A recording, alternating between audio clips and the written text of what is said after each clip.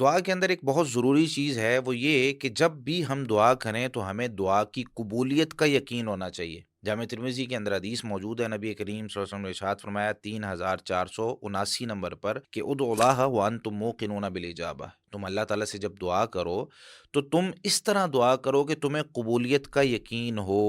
اور وَاعْلَمُوا أَنَّ اللَّهَ لَا يَسْتَجِيبُ دُعَاءً مِّن قَلْبٍ غَافِلٍ لاهٍ، اور جان لو اس بات کا علم تمہیں بخوبی ہونا چاہیے کہ اللہ تعالیٰ کسی ایسے دل سے جو غافل ہو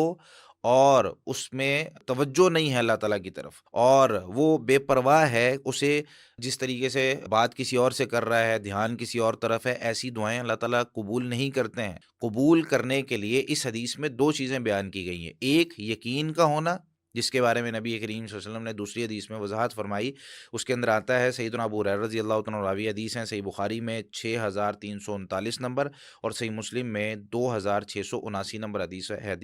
ہے، جس میں نبی کریم صلی اللہ علیہ وسلم ارشاد فرماتے ہیں اذا دعا احدکم، جب تم میں سے کوئی بھی دعا کرے تو فلا یقل، اس طرح نہ کہے اللہم اغفر لی ان شئت، اے اللہ اگر تو چاہے تو مجھے معاف کر دے۔ جس طرح ہم کہتے ہیں نا، اگر اللہ نے چاہا تو اللہ دے دے گا، یہ ہمارے ہاں بہت عام لفظ ہے۔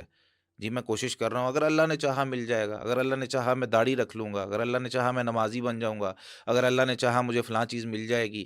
اللہ تعالیٰ نہیں چاہے گا تو نہیں ملے گی۔ یہ بات صحیح ہے کہ اللہ کے چاہنے سے ملنی ہے، لیکن دعا میں اللہ تعالیٰ نے اس لفظ کو پسند نہیں کیا ہے۔ دعا میں کیا کرنا ہے؟ اللہ سے لینا ہے، اللہ سے ہی تو لینا ہے نا۔ اور اللہ تعالیٰ نے منع کر دیا بھائی کسی اور کے سامنے جھکنا نہیں، کسی اور سے مانگنا نہیں، تو اللہ تعالیٰ کو یہ بات کہیں، بتائیں، اللہ تعالیٰ کو اچھا لگتا ہے کہ اللہ تو نے کسی اور کے سامنے جھکنے سے منع کر دیا، تو نے منع کر دیا کہ کسی اور سے جا کے مانگنا نہیں ہے، میں تجھ سے مانگ رہا ہوں، تو نہیں دے گا تو کون دے گا؟ میں نے لینا ہے تجھ سے، اے اللہ میری گزارش ہے۔ اپنے اندر وہ جو الحاح ہے، اپنے اندر